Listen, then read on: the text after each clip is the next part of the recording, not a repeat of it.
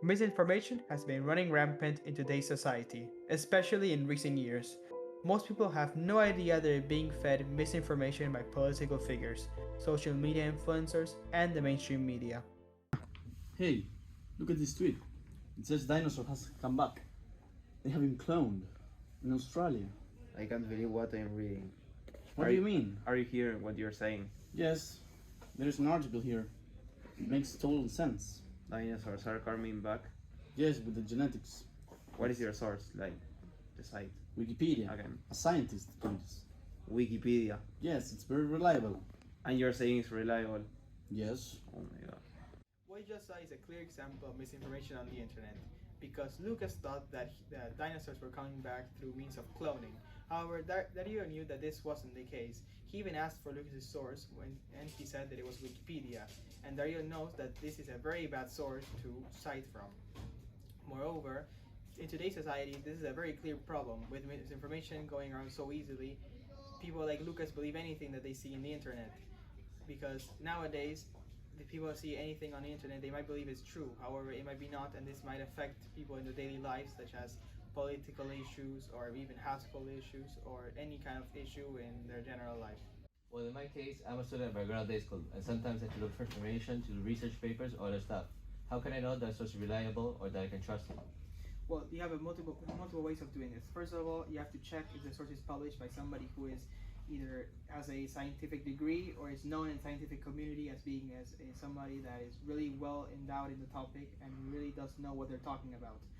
Because, for example, you can maybe look up an article made by some student in high school or in third year of college, and it might not be the most reliable source of information when it comes to scientific information on planets or stars or whatever.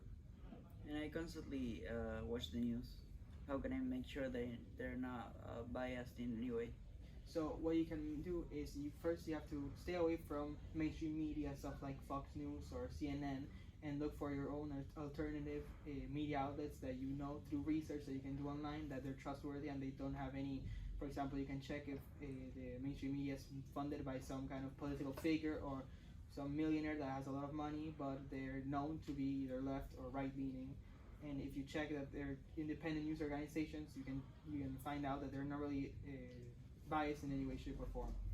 Misinformation in 2021 focused on two big issues: vaccines and climate change.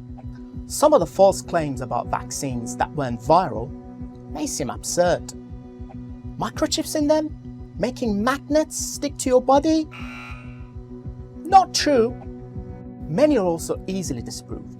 The number of people suffering or dying from COVID far outweighs those adversely affected by the vaccines, not the other way around, as some claim. But such false claims undermined enough people's trust in the safety and efficacy of vaccines to have had dire consequences in real life. Если меня насильно не заставят, то я не буду вакцинироваться. They've contributed to lower vaccine uptake in some countries, resulting in more infections and deaths.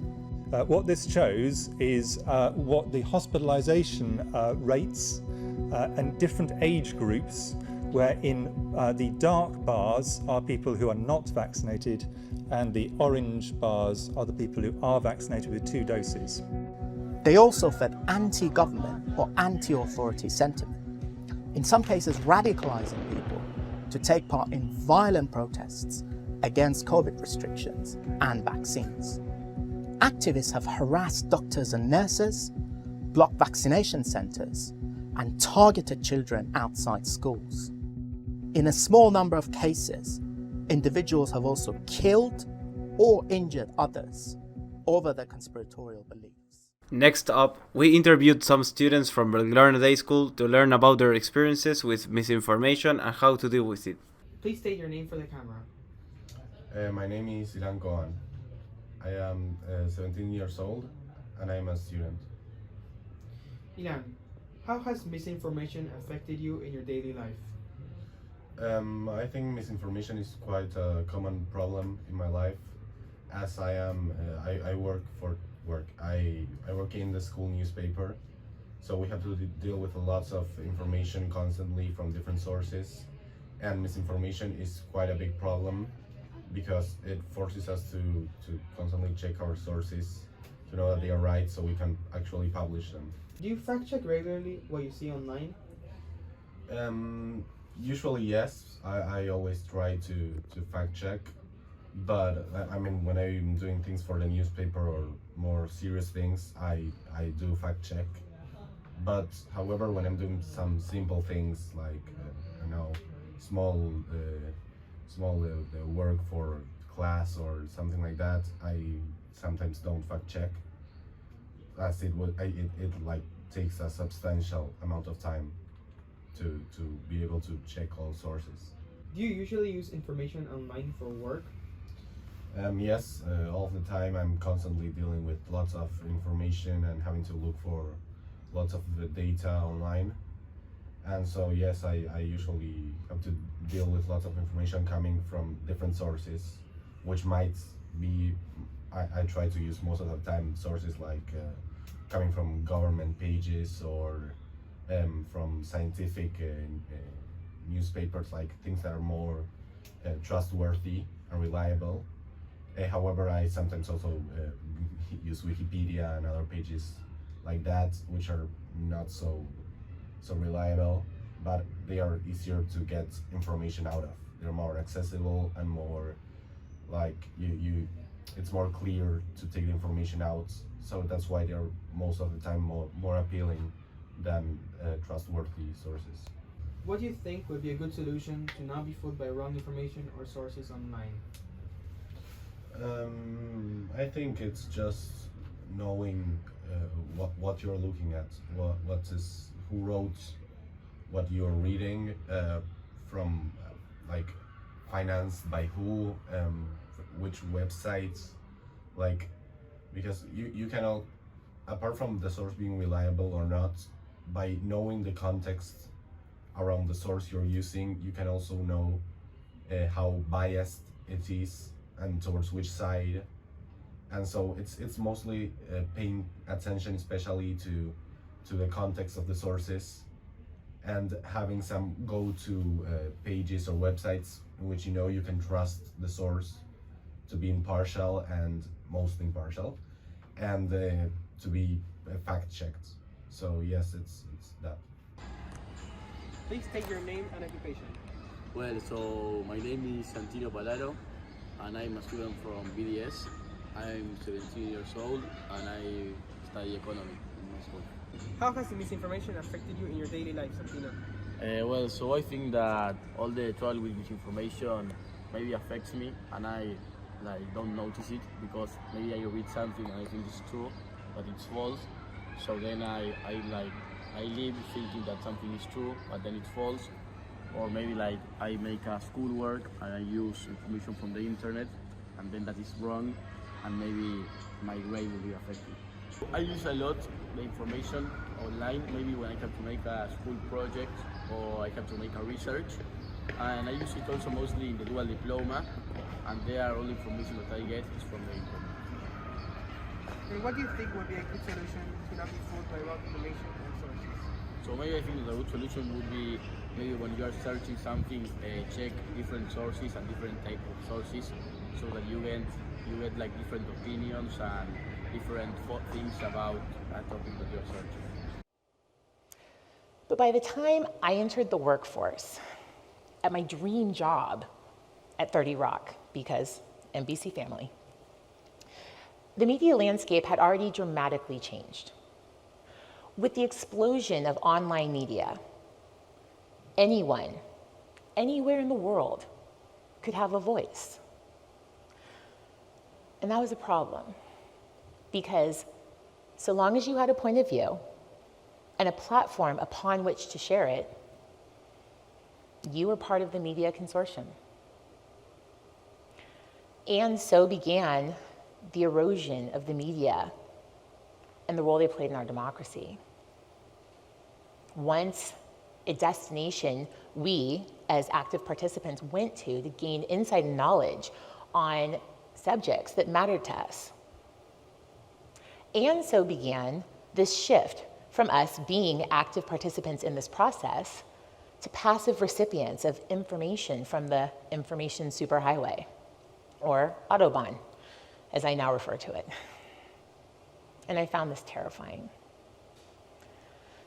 So how did we start to shift from being active participants to passive recipients of information?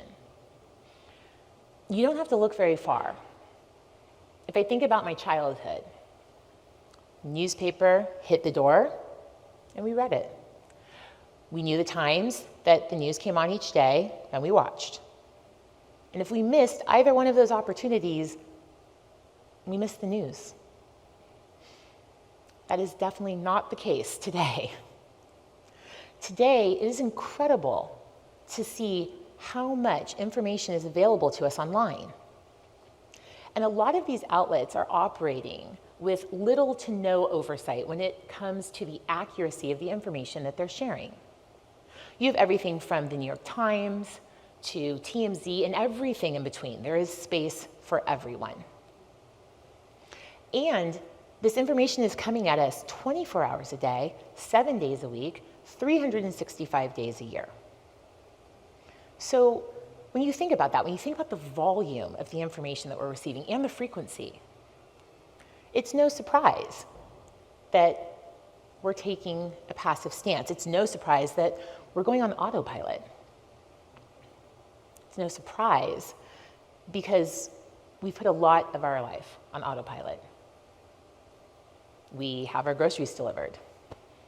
We use Siri or Apple or Google Home or Alexa to turn on our lights, to turn off our security system, to feed our pets. I am fairly certain one of these devices is teaching my son. And when it comes to directions, don't get me started. I don't even know how I got here, thanks to Waze and maps and the navigation system in the car.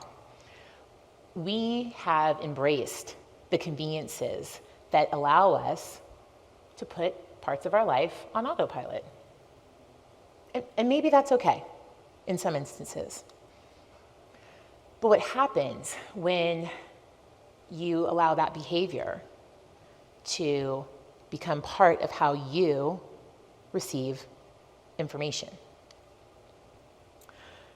So if you put it all together, if you think about the amount of information that we're receiving and the frequency, plus our tendency now to sort of be passive, go on autopilot, and the fact that as a society, we have a severely diminished attention span.